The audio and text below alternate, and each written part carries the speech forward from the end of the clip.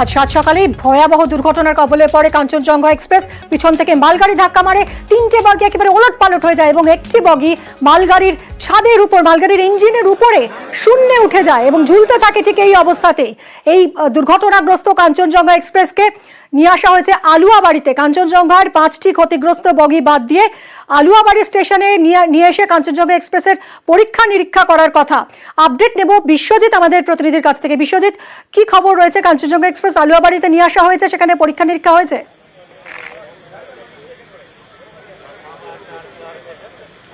দেখো, আলুয়াবাড়ি নয়, এই কাঞ্চনজঙ্ঘা এক্সপ্রেসের 5টি বগি, যেই 5টি বগি কিন্তু দুর্ঘটনার কবলে পড়েছিল, সেই 5টি বগিকে ঘটনাস্থলে রেখে দিয়ে এই যে কাঞ্চনজঙ্ঘা এক্সপ্রেস তা কিন্তু মালদাতে গিয়েছে এবং মালদাতে সেখানে যান্ত্রিক পরীক্ষা হবে এবং তারপরেই রেল কর্তৃপক্ষ সিদ্ধান্ত নেবে যে এই ট্রেনটি কিন্তু কলকাতার শিয়ালদার উদ্দেশ্যে যাবে কিনা। তোমাকে জানি রাখি, 8টা 40-এর ঘটনা এবং প্রায় 12টা 40 নাগাদ এই ট্রেনটি কিন্তু 5টি বগিকে ছেড়ে দিয়ে মূলত এই মালদার উদ্দেশ্যে রওনা দেয় এবং ঘটনাস্থলেই প্রথমে কিন্তু স্থানীয়রা এসে উদ্ধার কাজ শুরু করে। পরবর্তীকালে ফাঁসি দেওয়া থানার পুলিশ এবং পরবর্তীকালে রেলের আধিকারিকরা যেভাবে আসতে শুরু করে, একের পর এক কিন্তু এনডিআরএফ এর 3টি টিম, এসডিআরএফ সহ স্থানীয় প্রশাসনের কর্তারাও তারা কিন্তু ঘটনাস্থলে উপস্থিত ছিলেন এবং সবাই মিলে কিন্তু এই উদ্ধার কাজকে মূলত চালিয়ে নিয়ে যান। এখন অবধি উদ্ধার কাজ চলছে। মূলত আপ যে ট্র্যাক রয়েছে সেই ট্র্যাকটিকে স্বাভাবিক করার চেষ্টা করছে রেল কর্তৃপক্ষ। অন্যদিকে যেইখানে দুর্ঘটনাটি ঘটেছিল সেখানেও কিন্তু ইতিমধ্যে যেই বগিগুলি দুর্ঘটনাগ্রস্ত ছিল সেগুলো কিন্তু সরিয়ে দেওয়া হয়েছে এবং রাতের মধ্যেও কিন্তু উদ্ধার কাজ চলবে বলে রেল সূত্রে আমরা জানতে পারছি। কিছুক্ষণ আগেই কিন্তু এই ঘটনাস্থলে এসেছিলেন বিকেলের দিকে কেন্দ্রীয় রেলমন্ত্রী। তিনি কিন্তু ঘটনাস্থল পরিদর্শন করেন এবং তিনি জানান যে এই যে দুর্ঘটনা, সেই দুর্ঘটনা নিয়ে আগামীকাল চিফ সেফটি যিনি রয়েছেন তিনি কিন্তু ঘটনাস্থলে আসবেন এবং পুরো বিষয়ের খুঁটিনাটি তিনি দেখবেন। তোমাকে জানিয়ে রাখি যে 9 জনের মৃত্যু এবং প্রায় 47 জনের মতো কিন্তু আহত হয়েছেন। বেশ কিছু জন উত্তরবঙ্গ মেডিকেল কলেজ হাসপাতালে যেমনি ভর্তি রয়েছেন, তেমনি কিন্তু রেল হাসপাতালে অনেকজন চিকিৎসাধীন অবস্থায় রয়েছেন। বেশ কিছু জনকে কিন্তু চিকিৎসার পর ছেড়ে দেওয়া হয়েছে এবং গোটা ঘটনায় যেমন স্থানীয় পুলিশ তারা যেমন রয়েছেন, তেমনি রয়েছেন রেলের কর্তারা।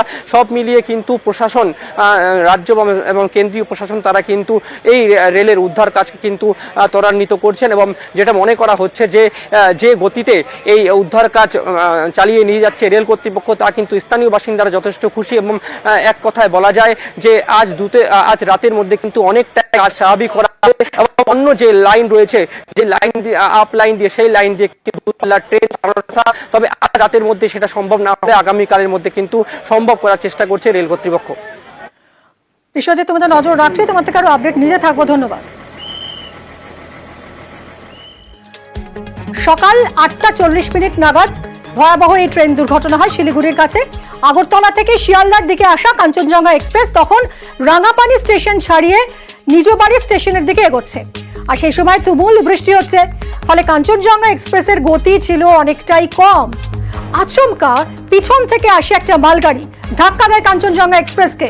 মালগাড়ির ইঞ্জিনের ধাক্কায় প্রথমে গার্ডের বগি ছিটকে যায়, এরপরেই ছিল একটা জেনারেল কম্পার্টমেন্ট, অসংরক্ষিত কামরা, এবং সেই বগির সব থেকে বেশি ক্ষতি হয়েছে আর সেই বগিতে থাকা যাত্রীদের মধ্যেই নিহত এবং আহতের ঘটনাও ঘটেছে। এরপরই ছিল দুটো পার্সেল ভ্যান বা পার্সেল বগি, সেই বগিকে উপরে তুলে দিয়ে তার নিচে ঢুকে যায় মালগাড়ির ইঞ্জিন। এতটাই স্পিডে আসছিল মালগাড়ি এবং এই দুটো পার্সেল ভ্যানের পরেও একটা জেনারেল বগি ছিল, তবে সেই বগি লাইনচ্যুত হয়েছে কিন্তু খুব বেশি কিছু ক্ষয়ক্ষতি হয়নি সেই বগিতে থাকা যাত্রীদের, সামান্য আঘাত লেগেছে কয়েকজনের। তাই অত্যন্ত দ্রুত উদ্ধার কাজ শেষ করে এই কাঞ্চনজঙ্ঘা এক্সপ্রেসের 5টি বগি বাদ দিয়ে ট্রেনটিকে মালদার দিকে রওনা করিয়ে দেওয়া হয়। দুর্ঘটনার মাত্র 4.5 ঘন্টার মধ্যেই এই কাজ করে ফেলে রেল।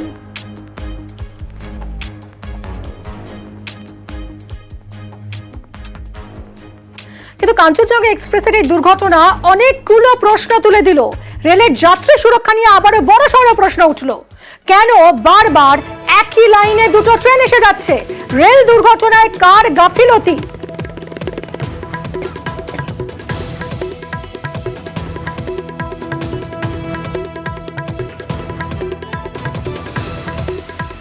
কথা বলবো আমাদের প্রতিনিধি আবিরের সঙ্গে। আবির, বারবার একই ধরনের দুর্ঘটনা, ভয়াবহ আকার নিচ্ছে যে দুর্ঘটনা, একই রেল ট্র্যাকে কি করে পরপর দুটো ট্রেন চলে আসছে? পেপার ক্লিয়ারেন্স দিয়ে চলছিল এই ট্রেন, এই খবরও তো, এই তথ্যটাও তো সামনে আসছে। দায় কার? গাফিলতিটা কোথায়?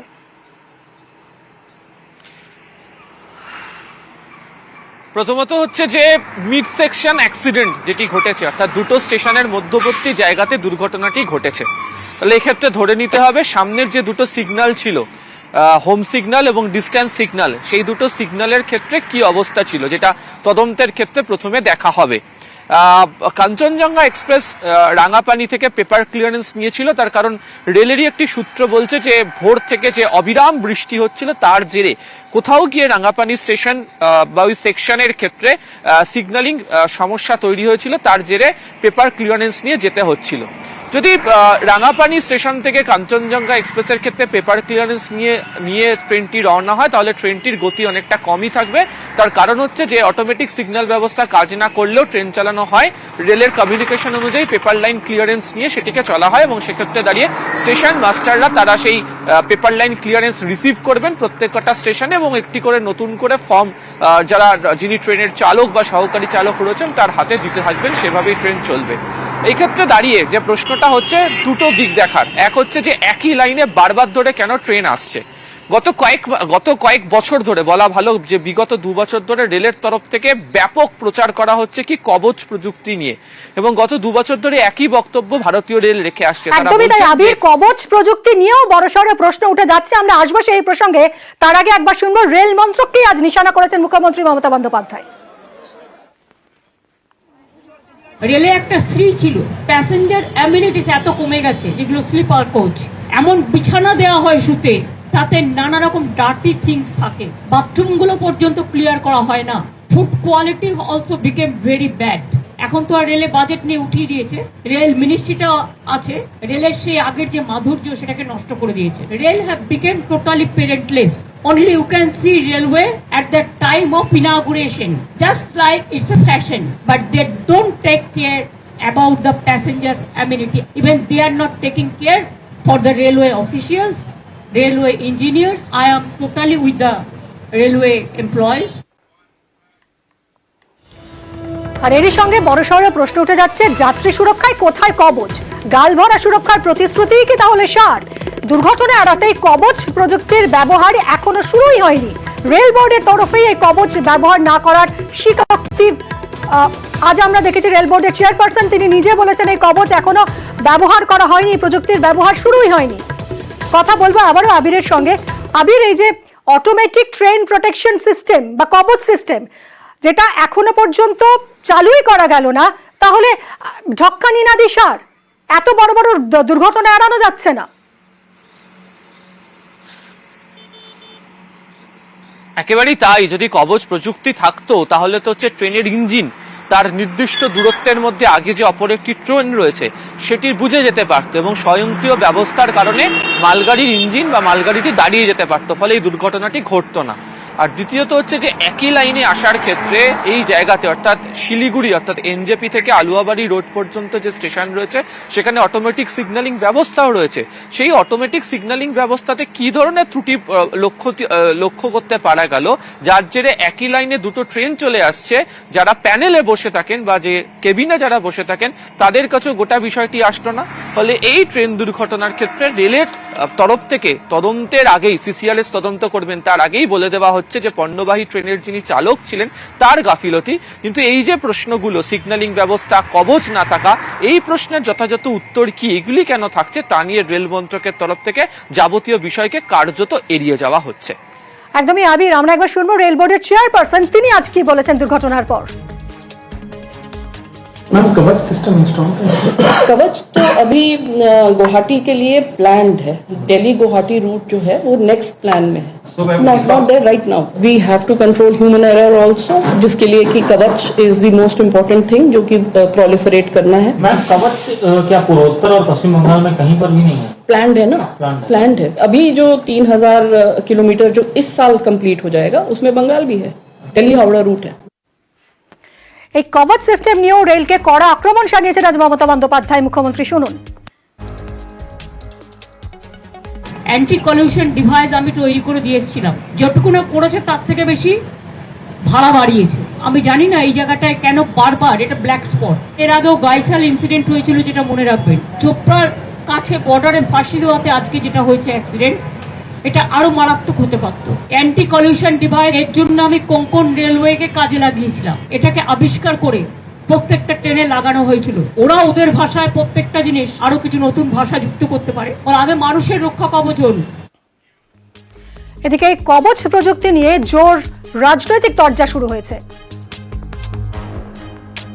কবচ তো আর আপনার গলায় আমার গলায় যে কবচ মাদুলি থাকে সেই রকম না, টাইম কনজিউমিং ম্যাটার, সময় লাগবে। এত বড় দেশ, পৃথিবীর সর্ববৃহৎ রেল স্ট্রাকচার আমাদের, সেটাতে এক এক করে করতে করতে সময় লাগবে। কোনো সময় ভুল হয়ে যায়, এখন মানুষ যদি ভুল করে, হিউম্যান এরর যদি সত্যিই হয়ে থাকে, যেটা বলা হচ্ছে প্রাথমিক, কারো কিছু করার নেই, তো কোনো সিস্টেমই কাজ করবে না আপনার। যেগুলো মমতা বন্দ্যোপাধ্যায় রেলমন্ত্রী থাকাকালীন যেগুলোর পরিকল্পনা শুরু করে গেছিলেন, কবচ সিস্টেম, অ্যান্টি কলিশন ডিভাইসের নানা রকম যে প্রযুক্তিগত বিষয়, সেগুলো কোথায় থাকে? এই সমস্ত প্রযুক্তিগত রক্ষা কবচগুলো কোথায় গেল? রেলের ভাড়া বাড়ছে, রেলের পরিষেবা এবং সুরক্ষার তছনছ অবস্থা হচ্ছে। প্রধানমন্ত্রী কি বিলাসবহুল ট্রেন উদ্বোধন করতে ব্যস্ত। এর জন্য দায়ী রেলমন্ত্রী, এর জন্য দায়ী প্রধানমন্ত্রী, এর জন্য দায়ী কেন্দ্রের বিজেপি সরকার।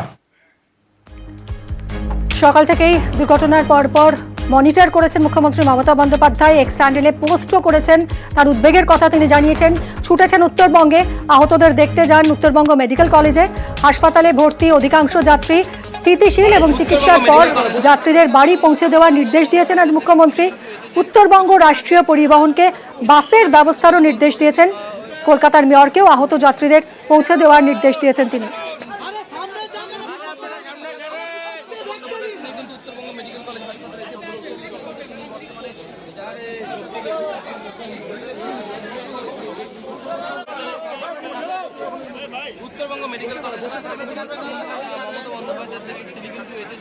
পার্থ আমাদের প্রতিনিধির সঙ্গে কথা বলবো।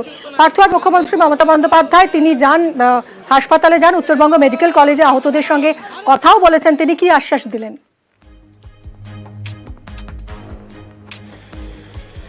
দেখো, তোমাকে জানিয়ে রাখি যে খবর পাওয়ার সঙ্গে সঙ্গে কিন্তু দুর্ঘটনার খবর পাওয়া মাত্রই কিন্তু তিনি সোশ্যাল মিডিয়ায় যেমন এসেছেন, তেমনি তৎক্ষণাৎ কিন্তু তড়িঘড়ি চলে আসেন উত্তরবঙ্গে। এরকম আমরা দেখেছি বিভিন্ন সময়, যখনই কোনো ঘটনা বা দুর্ঘটনা ঘটেছে তখনই কিন্তু বিপর্যয়ের সময় মুখ্যমন্ত্রীকে পাশে পেয়েছে উত্তরবঙ্গবাসী।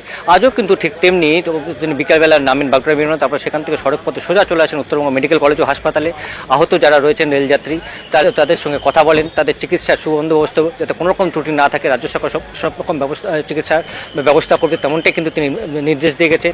এমনকি কথা বলেছেন যারা আহত যাত্রী তাদের পরিবারের সঙ্গে, যারা সেই সময় ওখানে ছিলেন। এবং উত্তরবঙ্গ মেডিকেল কলেজেও একটা স্পেশাল কিন্তু টিম, অর্থাৎ চিকিৎসাতে একটা স্পেশাল টিম গড়ে দেওয়া হয়েছে। তারা প্রতিনিয়ত কিন্তু এই যারা আহত রয়েছেন তাদেরকে চিকিৎসা করেছেন। তোমরা জানিয়ে রাখি, মেডিকেল কলেজের পাশাপাশি বেসরকারি হাসপাতাল বেশ কয়েকজন ভর্তি রয়েছে, সেই সঙ্গে বিএসএফ এর হাসপাতালও কিন্তু বেশ কয়েকজন ভর্তি রয়েছে। সব মিলিয়ে কিন্তু মুখ্যমন্ত্রী গোটা বিষয়টির উপরে কিন্তু নজরদারি সকাল থেকে রেখেছেন এবং তারপরে তিনি ছুটে এসেছেন। ছুটে এসে কালকে মুখ্যমন্ত্রী দুর্ঘটনাস্থলে যেতে পারেন?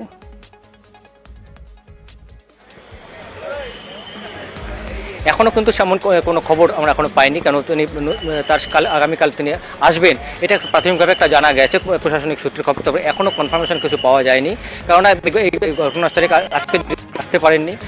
আহতদের কাছে তার প্রায়োরিটি ছিল যে আহতদের দেখতে যাওয়া, আহতরা কেমন আছে, তাদের চিকিৎসা কেমন চলছে, এটাকে তিনি আজকে কিন্তু জোর দিয়েছেন। কেননা তিনি যখন এখানে, তার আগে কিন্তু এখানকার রাজ্য এবং কেন্দ্র যৌথভাবে একযোগে কাজ করে তাদেরকে এখান থেকে রেলযাত্রীদের বের করে নিয়ে মেডিকেল কলেজে ভর্তি করেন। সেসব খবর মুখ্যমন্ত্রী আপডেট দিনভর নিয়েছেন এবং তাই তার কাছে আজকে প্রায়োরিটি ছিল যে যারা আহত রয়েছেন সেই সব রেলযাত্রীদের পাশে দাঁড়ানো। এবং तो मैंने खुद जाके मुंबई में कोंकण रेलवे का पास जाके हम एंटी कॉल्यूशन डिवाइस उसको तैयार किया, उसका चालू किया। इसका बाद एंटी कॉल्यूशन जो होता है, जो कॉल्यूशन होता है, उसको हम रुक दिया था। लेकिन अभी रेलवे में क्या हो रहा है मेरे को पता तो नहीं है। I started so many things but I am sorry, only they are showing Vande Bharat का नाम पे इतना पब्लिसिटी हुआ है। चुनाव का टाइम में पता गया 4 वंदे भारत, इसमें नहीं चलता। अभी तो पैसेंजर को एम्यूनिटी भी बंद हो गया, कुछ नहीं हुआ है। Total rail department is facing the negligence. That's why I feel that they must protect proper care.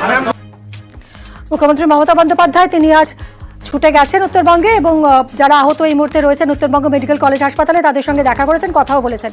অন্যদিকে রেলমন্ত্রী অশ্বিনী বৈষ্ণব তিনিও দুর্ঘটনাস্থল পরিদর্শনে যান। কাঞ্চনজঙ্ঘা এক্সপ্রেসের এই দুর্ঘটনার স্থলে তিনি যান, বাইকে চেপে দুর্ঘটনাস্থলে যান রেলমন্ত্রী, পরে উত্তরবঙ্গ মেডিকেলেও যান তিনি। পার্থ আমাদের প্রতিনিধি রয়েছেন। পার্থ, রেলমন্ত্রী আজ দুর্ঘটনাস্থল পরিদর্শন করলেন, তারপর আহতদের সঙ্গে কথাও বললেন, কি বললেন তিনি তারপর? দেখো, তোমাকে জানিয়ে রাখি, উনি দুপুরেই কিন্তু চলে আসেন দুর্ঘটনাস্থল। এখানে এসে তিনি যে ট্র্যাকে দুর্ঘটনা ঘটছে, কীভাবে দুর্ঘটনা ঘটছে, দুর্ঘটনাগ্রস্ত কোচ সব প্রতিটি কিন্তু তিনি নিজে পরিদর্শন করেন এবং রেলের যে আধিকারিকরা রয়েছেন, অর্থাৎ কাঠিয়ার ডিভিশনের যে রেলের পদস্থ কর্তারা ছিলেন, তাদের সঙ্গে তিনি কথা বলেন কীভাবে দুর্ঘটনা ঘটছে। তিনি বলেছেন এটা একটা প্রাথমিকভাবে যেটা মনে হচ্ছে একটা বিপর্যয় এবং কী কারণে এই কোনো ত্রুটি ছিল কিনা সেই সব বিষয়ে কিন্তু খুঁটিনাটি কোনো তথ্য আদায় করার জন্য তিনি বলেছেন যে রেলের যে সেফটি বোর্ড রয়েছে, এই সেফটি বোর্ডকে তদন্তের ভার দেওয়া হয়েছে এবং তারা সেই তদন্ত রিপোর্ট হাতে পেলেই এর বিরুদ্ধে কারো যদি গাফিলতি থাকে তাহলে নিশ্চয়ই তারা ব্যবস্থা নেবে এবং তাদের প্রাথমিক লক্ষ্য হলো একদিকে যেমন যারা আহত হয়েছেন তাদের সুচিকিৎসা করা, পাশাপাশি যে রেস্টোরেশনের কাজ সেটাকে করা যাতে দ্রুত এই ট্র্যাকে আবারও ট্রেন ছুটতে পারে। ইতিমধ্যেই কিন্তু তোমাকে জানিয়ে রাখি যে আপলাইনে কিন্তু ইতিমধ্যে রেল থেকে কিন্তু আপলাইনে তাদের ট্রেন চালানোর যে পরীক্ষা নিরীক্ষা তারা শুরু করে দিয়েছে। এখনও রেস্টোরেশনের কাজ চলছে, এখনও বগি দুমড়ে মুচড়ে যাওয়া বগিগুলো ট্র্যাকে রয়েছে, এমনকি যে ইঞ্জিন, যে মালগাড়ির যে ইঞ্জিন, সেই ইঞ্জিনকে এখনও ট্র্যাকে রয়েছে। সেই সব জিনিসগুলিকে যাতে দ্রুত যাতে রেস্টোরেশন করা যায় এবং ট্র্যাকটিকে যাতে খালি করে যাতে আবারও এই ট্র্যাকেই যাতে আবারও আপন গতিতে আপন ছন্দে রেল চলতে পারে সেই ব্যবস্থাই কিন্তু করছে হলো রেল কর্তৃপক্ষ। সেই মতে কিন্তু এখন যে ছবি আমরা দেখাচ্ছি দর্শকদের যে এই যে দুমড়ে মুচড়ে যাওয়ায় মালগাড়ি এবং যে কাঞ্চনজঙ্ঘা এক্সপ্রেস তার যে চাকা, সেই হুইল, সেইগুলোকে কিন্তু সরানো হচ্ছে এবং ধীরে ধীরে সেই বগিতে যে দুমড়ে মুচড়ে যাওয়া বগি সেগুলোকে ধীরে ধীরে নামিয়ে আনা হবে ট্র্যাকটাকে ক্লিয়ার করে যাতে ট্র্যাকটাতে দ্রুত আবারও ট্রেন ছুটতে পারে সেই দিকে কিন্তু জোর দিচ্ছেন, এমনটাই কিন্তু জানিয়ে গেলেন রেলমন্ত্রী। এবং পাশাপাশি আর্থিক ক্ষতিপূরণের কথা তিনি ঘোষণা করেছেন, নিহত এবং আহতদের আর্থিক ক্ষতিপূরণের কথা তিনি ঘোষণা করেছেন। উত্তরবঙ্গ মেডিকেল কলেজে ছুটে যান, সেখানে গিয়ে আহতদের চিকিৎসার খোঁজখবর নেন এবং তাদের সঙ্গে কথা বলেন যে শুনি কি বলেছেন আজ রেলমন্ত্রী। ये पॉलिटिक्स का समय नहीं है, अभी सारा फोकस होना चाहिए रेस्क्यू और रेस्टोरेशन पे। पैसेंजर सेफ्टी के लिए बहुत बड़ा फोकस है, कंप्लीट फोकस है, जैसा आप स्वयं जानते भी हैं। कमिश्नर रेल सेफ्टी की रिपोर्ट आ जाए उसके बाद में ही कुछ पता चल पाएगा, उससे पहले कुछ भी कहना गलत होगा। আপনাদের বলেছিলাম দুর্ঘটনা 4-4.5 ঘন্টা পরেই 5টা যে ক্ষতিগ্রস্ত কম্পার্টমেন্ট সেগুলো বাদ দিয়ে কাঞ্চনজঙ্ঘা এক্সপ্রেস মালদার উদ্দেশ্যে রওনা দেয়। মালদা ইতিমধ্যে পৌঁছেছে কাঞ্চনজঙ্ঘা এক্সপ্রেস, 5 বগি ছাড়াই পৌঁছলো এই কাঞ্চনজঙ্ঘা এক্সপ্রেস। যাত্রীদের জন্য খাবারের ব্যবস্থা করেছে রেল। সেবক রয়েছেন আমাদের সঙ্গে। সেবক, এই দুর্ঘটনার কবলে পড়া ট্রেনটি মালদায় পৌঁছলো, এরপর কি হবে? কি মানে যান্ত্রিক পরীক্ষা নিরীক্ষা হবে?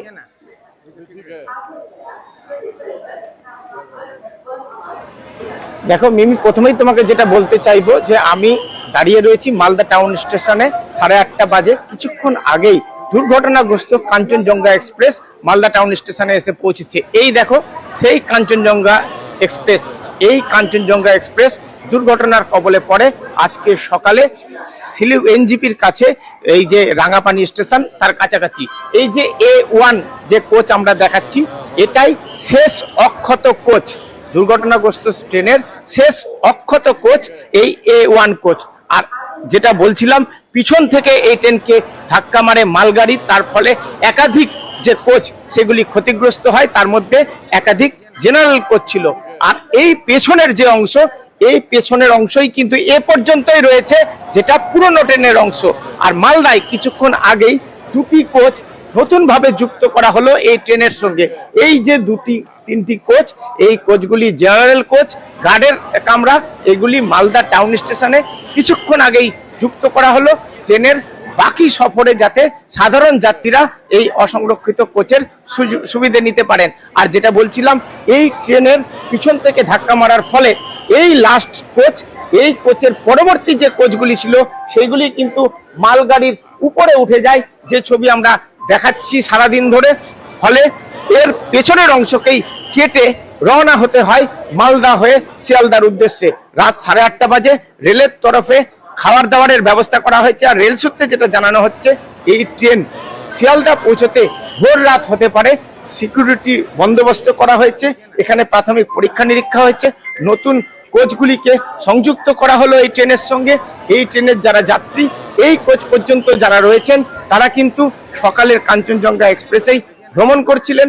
অনেকের সঙ্গে আমার কথা হলো, তারা অনেকেই বলছেন তারা অনেকে আতঙ্কে রয়েছেন, আবার অনেকেই বলছেন এই ট্রেনেই যে তারা সফর করতে পারবেন এমনটা তারা ভাবেননি। দেরিতে হলেও যে উদ্ধার কাজ তা দ্রুততার সঙ্গে হয়েছে এবং এই ট্রেনেই যে তারা শেষ পর্যন্ত গন্তব্যের উদ্দেশ্যে রওনা হতে পেরেছেন, এতে অনেক যাত্রী খুশি। তবে অনেকে এরপর এই ট্রেনটা যেরকম তুমি বললে দুটো আরো আনরিজার্ভড কামরা এর সঙ্গে জোড়া হয়েছে, এরপর এই ট্রেন কখন রওনা দেবে আবার? দেখো, মালদা টাউন স্টেশনে আমরা দেখছিলাম যে এই অসংরক্ষিত কোচগুলি যুক্ত করা হলো। এরপর খাবার বিলির হচ্ছে বিভিন্ন কোচে। এর কিছুক্ষণের মধ্যেই, মিনিট 10 মধ্যেই এই ট্রেন কিন্তু গন্তব্যে রওনা হয়ে যাবে, যেটা দক্ষিণবঙ্গের বিভিন্ন জেলা স্টেশন ছুঁয়ে তা পৌঁছে যাবে সরাসরি শিয়ালদায়। কিন্তু এখন 8:30 বাজে এই ট্রেন মালদা টাউন স্টেশনে আসার কথা ছিল দুপুর 12:20 নাগাদ। মানে বুঝতেই পারছো, 8 ঘন্টা লেটে চলছে এই মুহূর্তে দুর্ঘটনাগ্রস্ত কাঞ্চনজঙ্ঘা এক্সপ্রেস। এবং এই ট্রেন পৌঁছতে স্বাভাবিকভাবে অনেক দেরি হবে। আমরা সরাসরি কথা বলার চেষ্টা করব যাত্রীদের সঙ্গে। দাদা, যখন দুর্ঘটনা হয়েছিল আপনি এই কোচে ছিলেন? ছিলাম। কি রকম অনুভূতি হয়েছিল? ভীষণ ভয়ানক, খুবই ভয়ানক মুহূর্ত। সেটা মনে করলেও ভয় হয়ে যায়। পিছনের দিক থেকে যত বগে আছে সেগুলো তো আপনার দৃশ্যই দেখেছেন। আর আমাদের যা অবস্থা হয়েছিল মানে কল্পনার বাইরে একদম। আমরাও বগির মধ্যে ধাক্কা খেয়ে পড়ে যায়। মনে হচ্ছিল যে আমাদের এই বগিটাও যে বগিতে দাঁড়িয়েছে এটা মা থেকে উল্টে পড়ে যাবে, এরকম পরিস্থিতি ছিল। খুবই ভয়ানক পরিস্থিতি। আপনার পিছনে সব বগি তো ক্ষতিগ্রস্ত হয়েছিল? প্রত্যেকটা পিছনের প্রত্যেকটা বগি ক্ষতিগ্রস্ত হয়েছে। শেষ অক্ষত কোচ এটাই, লাস্টের এটাই। এই ট্রেনে মালদা এসে এখন পিছনে আবার কোচ জোড়া হচ্ছে। এর পিছনে 5টা বগি বাদ গেছে। এই ট্রেনে যে পৌঁছতে পারবেন গন্তব্যে ভেবেছিলেন? সেটা তো দুষ্কর ব্যাপার, ভাবতেই পারিনি। চিন্তা ধারণার বাইরে ছিল। রেলের ভূমিকা কি রকম দেখছেন? ভালো, ভালোই সার্ভিস। আমরা কথা বলছিলাম একদমই সেবক, আর কিছুক্ষণের মধ্যেই এই ট্রেন কাঞ্চনজঙ্ঘা এক্সপ্রেস রওনা দেবে শিয়ালদার উদ্দেশ্যে এবং এই ট্রেনের সঙ্গে ক্ষতিগ্রস্ত 5টি বগি বাদ দিয়ে মালদা টাউন স্টেশনে নিয়ে আসা হয়েছে। আরো দুটো অসংরক্ষিত কামরা জোড়া হয়েছে, আর কিছুক্ষণের মধ্যেই শিয়ালদার উদ্দেশ্যে রওনা হবে এই ট্রেন। দুর্ঘটনায় কাঞ্চনজঙ্ঘা এক্সপ্রেস দুর্ঘটনায় আহত একাধিক যাত্রী, আহতদের উত্তরবঙ্গ মেডিকেল কলেজের চিকিৎসা চলছে। ঠিক কি ছবি এই মুহূর্তে মালদা মেডিকেল কলেজ হাসপাতালে আমরা জানবো। চঞ্চল রয়েছেন আমাদের সঙ্গে সরাসরি। চঞ্চল, আহতদের শারীরিক অবস্থা এখন কেমন, ডাক্তাররা কি বলছেন?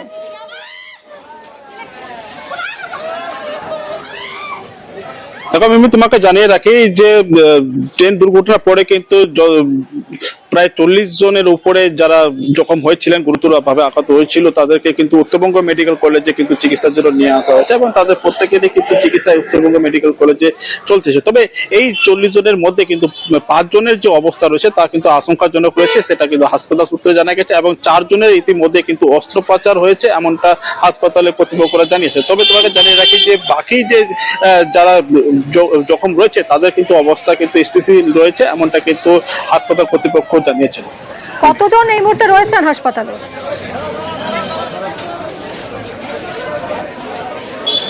দেখো, হাসপাতালে যারা ছিল প্রায় 40 জনের উপরে এবং 40 জনের উপরে মধ্যে 5 জনের অবস্থা কিন্তু আশঙ্কাজনক রয়েছে। তবে বর্তমানে যে কিন্তু যা হাসপাতাল সূত্রে যেটা জানা গেছে যে 2 থেকে 3 জন তারা কিন্তু হালকা আঘাত ছিল, তারা কিন্তু এখান থেকে নিজেরাই স্বেচ্ছায় চলে গেছে এমনটা কিন্তু হাসপাতাল কর্তৃপক্ষ জানিয়েছে। তবে এর মধ্যে এই যে 40 জনের মধ্যে তাদের একজন শিশু রয়েছে, তার চিকিৎসাও কিন্তু এই হাসপাতালে চলছে এমনটা কিন্তু হাসপাতাল কর্তৃপক্ষ জানিয়েছে। ধন্যবাদ।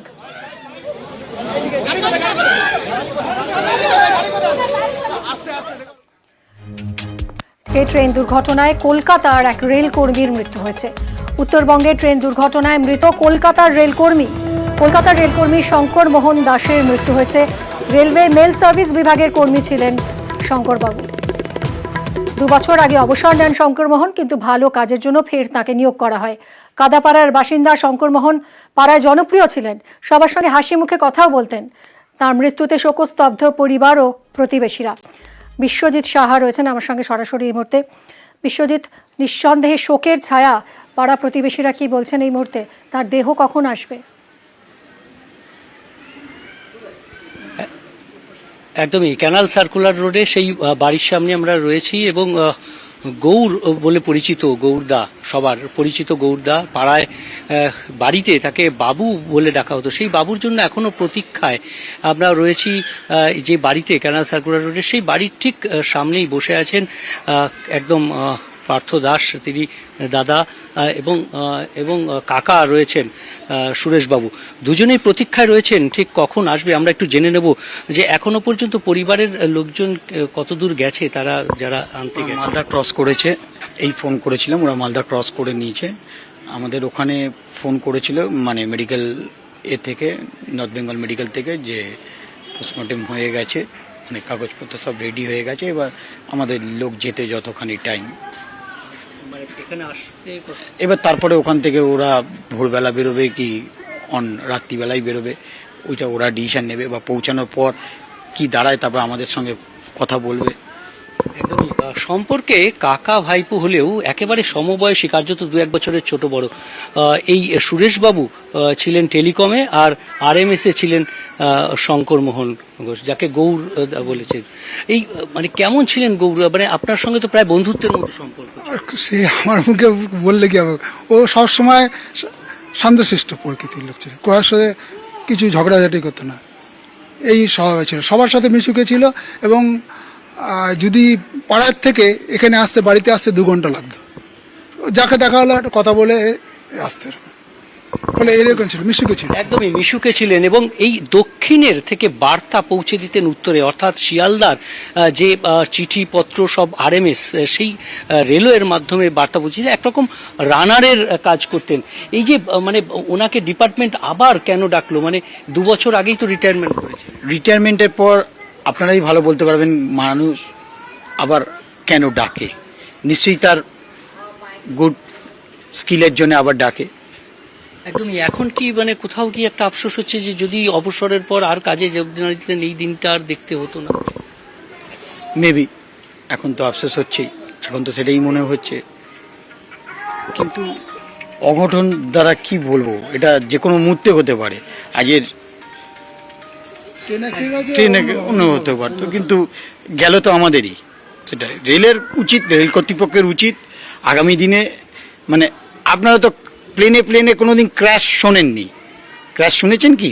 প্লেনে তো কোনোদিন ক্র্যাশ হয় না, যেটা ওইটা প্রাইভেট। যেটা গরু ছাগল ট্রেন, সেটাই ট্রেনে ক্র্যাশ। এখনো পর্যন্ত নর্থ বেঙ্গল মেডিকেল কলেজ থেকে আপনাদেরকে জানিয়েছে বললেন, কোথাও গিয়ে এবারে রেল কর্তৃপক্ষ যোগাযোগ কিছু? রেলপক্ষ কোনো যোগাযোগ করেনি। স্থানীয় ফোন নাম্বার নিয়েছে আপনাদের? স্থানীয় নেতৃত্ব TMC আমাদের সঙ্গে যোগাযোগ করেছিল। পরেশ পাল ছিল, কুণাল ঘোষ ছিল, শ্রেয়া পান্ডে ম্যাডাম ছিল, ওনারা সবাই এসেছিল। বুঝতেই পারছি শোকের ছায়া পাড়ায় এবং বাড়িতে অবশ্যই শঙ্কর মোহন দাস, তার মৃত্যু হয়েছে কাঞ্চনজঙ্ঘা এক্সপ্রেস দুর্ঘটনায়।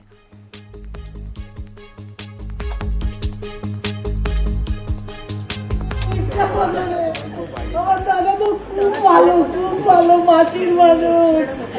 আমার দাদা থেকে আমরা দুর্ঘটনাগ্রস্ত কাঞ্চনজঙ্ঘা এক্সপ্রেসের যাত্রীদের পৌঁছে দিতে বাসের ব্যবস্থা করতে হবে রাজ্যকে। উত্তরবঙ্গ রাষ্ট্রীয় পরিবহনকে বাস তৈরি রাখতে নির্দেশ দিয়েছেন আজ মুখ্যমন্ত্রী। শিয়ালদহে ট্রেন পৌঁছলে বাকি যাত্রীদেরও পৌঁছে দিতে নির্দেশ মুখ্যমন্ত্রী। কি বন্দোবস্ত করা হয়েছে আমরা জানবো ইরন আমাদের প্রতিনিধির কাছ থেকে। ইরন,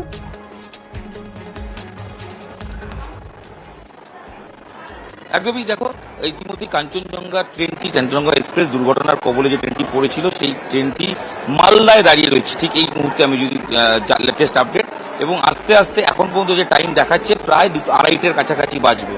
পশ্চিমবঙ্গ সরকারের পক্ষ থেকে ইতিমধ্যেই বিভিন্ন বাস, প্রায় সরকারি 10টি বাস ইতিমধ্যেই এসে পৌঁছেছে, সেগুলো দাঁড়িয়ে রয়েছে। কারণ এখানে প্রচুর মানুষ রয়েছে যারা এই ট্রেনে আসবেন, তারা ওই লেট ব্যবস্থা হচ্ছে। রাজ্যের মন্ত্রী মেয়র সুরা কাসিম তিনি আসবেন, পরিবহন মন্ত্রী তিনি আসবেন, তাদের 9টা নাগাদ আসার কথা। যদিও ট্রেন এখন পর্যন্ত আপডেট ট্রেনটি মালদা সেখানে এসে দাঁড়িয়েছে, এক্ষেত্রে ট্রেনটির টাইমটা দেখা হচ্ছে যে অন্তত 2.5 দিন। তবে অনেকেই মনে করছেন রেলের তরফ থেকে সমস্যা আরেকটু বাড়তে পারতে পারে, সমস্যা দিতে পারে সেই ট্রেনটি নিশ্চিত হবে আসার জন্য।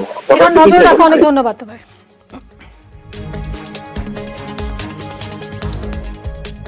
সবাইকে ঠিকমতো ট্রিটমেন্ট করা, যোগাযোগ করিয়ে দেওয়া, বাড়িতে পৌঁছে দেওয়ার ব্যবস্থা করা, সবটাই আমরা করছি এবং করা হচ্ছে। আপনারা দেখেছেন আমাদের সকালবেলায় প্রায় 9টা নর্থ বেঙ্গল স্টেট ট্রান্সপোর্টের বাস দিয়ে আমরা পাঠিয়েছি, যারা শিয়ালদার পর তাদের বাড়ি বাড়ি পৌঁছে দেবে। সেখানেও মেয়রকে বলা হয়েছে কলকাতা কর্পোরেশনে থাকার জন্য। রাঙাপানিতে 7 সকালে ভয়াবহ রেল দুর্ঘটনা, কাঞ্চনজঙ্ঘা এক্সপ্রেসে ধাক্কা মারে মালগাড়ি। দুর্ঘটনার জেরে একাধিক ট্রেন বাতিল করা হয়েছে, রুট বদল করা হয়েছে বহু ট্রেনের। অনেক ট্রেন ঘুরিয়ে দেওয়া হয়েছে আর অনেক ট্রেন বাতিলও করা হয়েছে।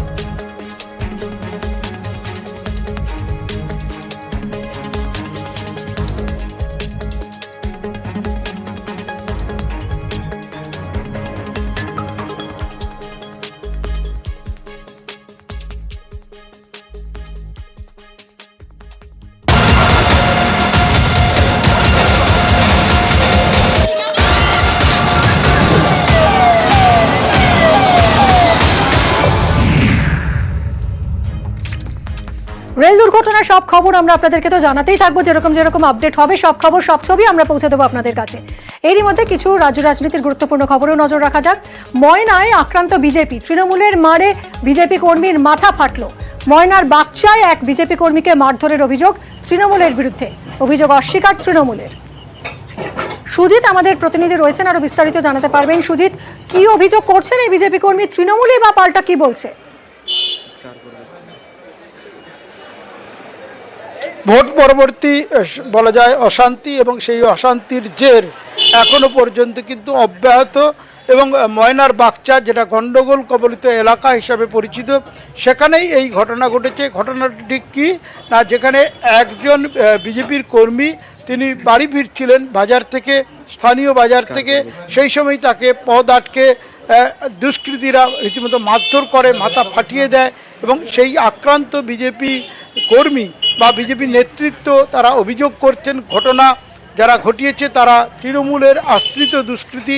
অভিযোগ অস্বীকার করেছে তৃণমূল। পুলিশের তদন্ত শুরু হয়েছে এবং আহতকে প্রথমে ময়না হাসপাতাল, পরে তমলুক জেলা হাসপাতালে পাঠানো হয়েছে। এবং এই যে ঘটনা, তার ফলে ওই ময়নার গণ্ডগোল কবলিত এলাকা হিসেবে পরিচিত বাগচায় আবার নতুন করে যে অশান্তি বা উত্তেজনা সেটা কিন্তু দেখা দেয়। এবং তা ঠেকাতেই পুলিশের যে টহলদারি সেটা বাড়ানো হয়েছে। পুলিশ পিকেট আগে থেকেই রয়েছে এই বাগচায়। তারপরেও এ ধরনের ঘটনা ঘটছেই। এবং ভোট পরবর্তী এই গণ্ডগোল বা অশান্তি সবটাই কিন্তু বিজেপি বনাম তৃণমূল, আর সেখানে দুপক্ষই একে অপরের বিরুদ্ধেই দোষারোপ পাল্টা দোষারোপ করছে। একদমই সুজিত, অনেক ধন্যবাদ। আর এবার নকশালবাড়ির ছবি দেখাবো। তৃণমূল না করায় সেখানে জল পাওয়া যাচ্ছে না, 25টা পরিবার জল কষ্টে দিন কাটাচ্ছে। নকশালবাড়ির ছোট মনিরামের ঘটনা, কি হয়েছে, কি অভিযোগ, সব জানবো বিশ্বজিৎ মিশ্র আমাদের আরেক প্রতিনিধির কাছ থেকে। বিশ্বজিৎ, কি অভিযোগ? তৃণমূল করছেন বলে জল পাচ্ছেন না?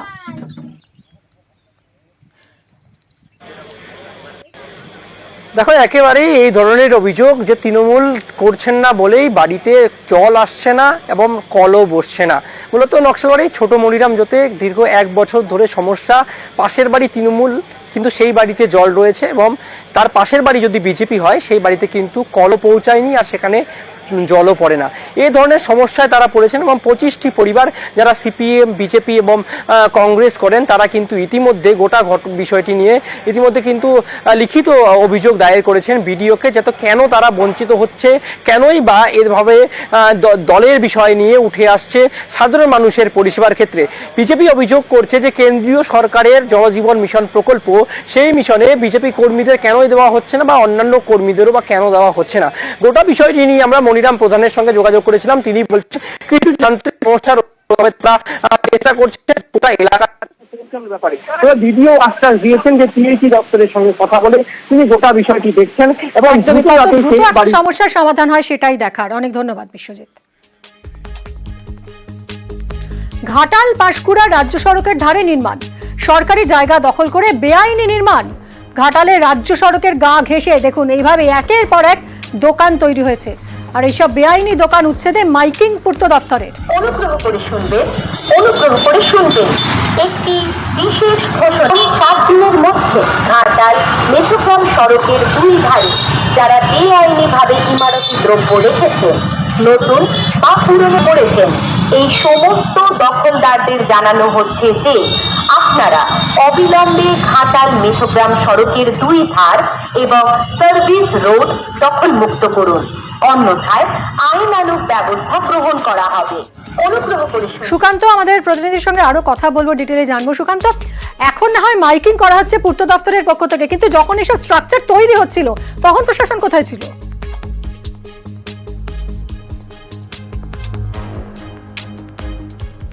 দেখো মিমি, সেইটাই প্রশ্ন তুলছে এলাকার বাসিন্দার থেকে এলাকার মানুষ। তাদের দাবি যে রাজ্য সড়ক সম্প্রসারণের কাজ শেষ এখনো হয়নি, শেষের পথে। আর তার মাঝেই এই যে রাজ্য সড়কের ধারে যে নিকাশি নালা এবং ফুটপাত, সেই দখল হয়ে যাচ্ছে, অবৈধ নির্মাণ হচ্ছে এবং সেখানে ব্যবসায়িক একটা কেন্দ্র তৈরি করার জন্য যথাযোগ্য যত ফাঁকা জায়গা রয়েছে সব জায়গা একের পর এক বাঁশ দিয়ে, টিন দিয়ে বেড়া করে মানে দোকানঘর তৈরি করে নেওয়া হচ্ছে, যার ফলে পরবর্তীকালে সমস্যায় পড়তে হবে এলাকার পথচারীদেরকে।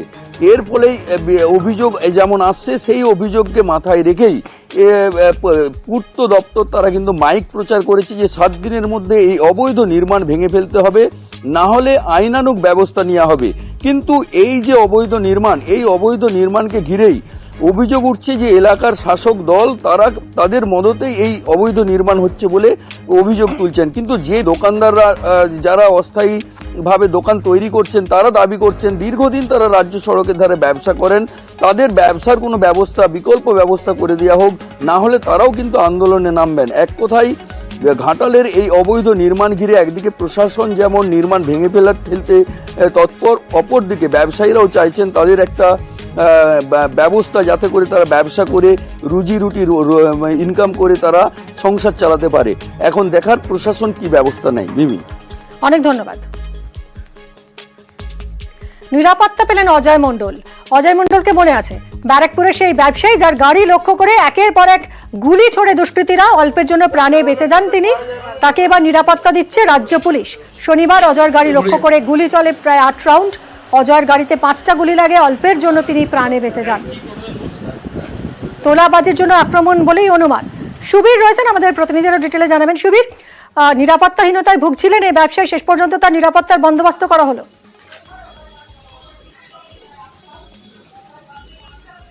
দেখো, গত পরশুদিন বেলঘরের রথতলা মোড়ে অজয় মণ্ডলের গাড়ি লক্ষ্য করে দুষ্কৃতীরা গুলি ছোড়ে এবং পরপর 8 রাউন্ড গুলি কিন্তু ছুড়ে তারা পালিয়ে চলে যায় এবং তারপর নিরাপত্তাহীনতায় ভোগেন অজয় মণ্ডল ব্যবসায়ী। এবং তারপরে কিন্তু তিনি ব্যারাকপুর পুলিশ কমিশনারের কাছে তিনি বলেন যে সে তার নিরাপত্তার দাবি তিনি করেন এবং নিরাপত্তার জন্য তিনি বলেন, এবং নিরাপত্তার জন্য বলার পরেই কিন্তু আজকে সকাল থেকে ব্যারাকপুর পুলিশ কমিশনারের পক্ষ থেকে 2 জন নিরাপত্তারক্ষী তার জন্য মোতায়েন করা হয় এবং আজকের থেকে কিন্তু তিনি নিরাপত্তা পেলেন এবং এই জায়গা থেকে দাঁড়িয়ে কিন্তু তিনি যথেষ্ট একটু স্বস্তি পেলেন। কিন্তু এই ঘটনায়, অর্থাৎ এই গুলিকাণ্ডের ঘটনায় কিন্তু এখনো পর্যন্ত 3 জনকে আটক করা হলেও এখনো পর্যন্ত কিন্তু মূল অভিযুক্ত শাহজাদ আলীকে কিন্তু পুলিশ গ্রেপ্তার করতে পারেনি। মিমি, ধন্যবাদ। নিরাপত্তা দেওয়ার জন্যই দাবি করেছিলাম। আমাদের চেয়ারম্যান ছিল, স্বস্তি লাগছে। 50% কেটে গেছে, মানলে তোদের সামনেই মারবে। কতজন ছিল? 2 জন, আমরা একজন পার্সোনাল আছে। খড়গপুর আইআইটির ছাত্রীর রহস্য মৃত্যু। হস্টেল থেকে ঝুলন্ত দেহ উদ্ধার। মৃত ছাত্রী কেরলের বাসিন্দা। ছাদের কার্নিশে ঝুলন্ত অবস্থায় ছাত্রীকে দেখা যায়। শঙ্কর, আমাদের প্রতিনিধির সঙ্গে কথা বলবো। শঙ্কর, এই ছাত্রীর পর ফয়জানের পর আরো ফের পড়ুয়ার দেহ উদ্ধার হলো, কি জানা যাচ্ছে এখনো পর্যন্ত, কি আপডেট? এরকম আমি তোমাকে জানিয়ে রাখি, খড়গপুর আইআইটি 4র্থ বছরের এই দেবিকা পিল্লাই নামে এক ছাত্রীর ঝুলন্ত দেহ উদ্ধার করলো খড়গপুর আইআইটি এবং খড়গপুর টাউন থানার পুলিশ। ইতিমধ্যেই জানা গেছে দেহ উদ্ধার করলো খড়গপুর আইআইটি এবং খড়গপুর টাউন থানার পুলিশ। ইতিমধ্যেই জানা গেছে দেবিকা পিল্লাই কেরলের বাসিন্দা, খড়গপুর আইআইটি 4র্থ বছরের ছাত্রী। তবে এই যে দেবিকা পিল্লাই গতকাল রাত্রে নাকি আইআইটি সূত্রে যারা খবর পাওয়া গেছে, গতকাল রাত্রে ছাদে উঠে সেইখান থেকে দড়ি বেঁধে একেবারে কার্নিশ দিয়ে ঝুলে পড়েছে।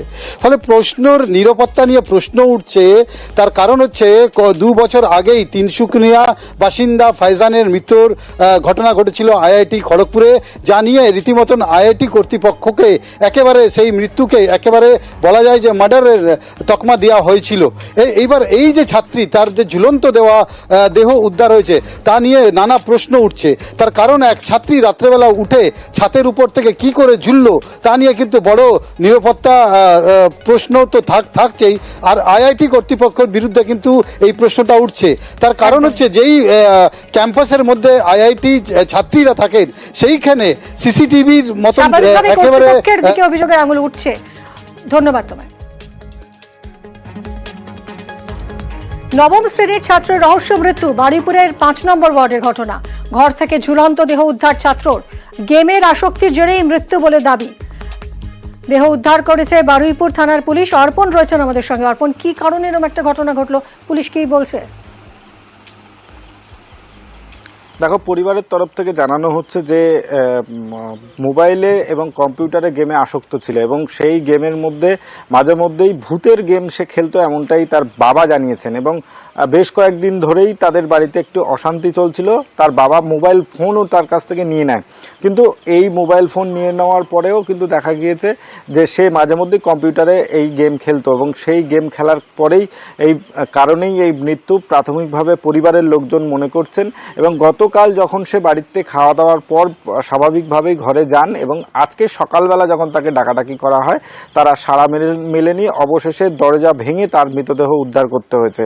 এবং পুলিশ ইতিমধ্যেই কম্পিউটার এবং যে মোবাইলে সে গেম খেলতো সেই মোবাইল ফোন এবং কম্পিউটারের হার্ড ডিস্কের কিছু তথ্য হাতে এসছে পুলিশের কাছে। দেহ ময়নাতদন্তে পাঠানো হয়েছে। এই গেমের পিছনে অর্পণ, অনেক ধন্যবাদ। সকালে ওরা কান্নাকাটি করছে, আমরা গেলাম, গিয়ে দেখলাম যে বডি পিছনায় মানে ওর বাবা বোধহয় দড়ি ফড়ি খুলে দিয়েছে, গলায় দড়ি বলছে, যেটা দড়ি আমরা দেখতে পাইনি। ওর ওই মোবাইল কম্পিউটার এর থেকেই গেম খেলতো। হ্যাঁ, কারণ বাবা মার সাথে ওদের তো সম্পর্ক খুব ভালো। এমনি কি ও কি মোবাইলের বা কম্পিউটারের গেম টেম খেলতো, সেরকম আসক্তি কিছুটা হয়েছিল, এরকম কিছু শুনেছেন?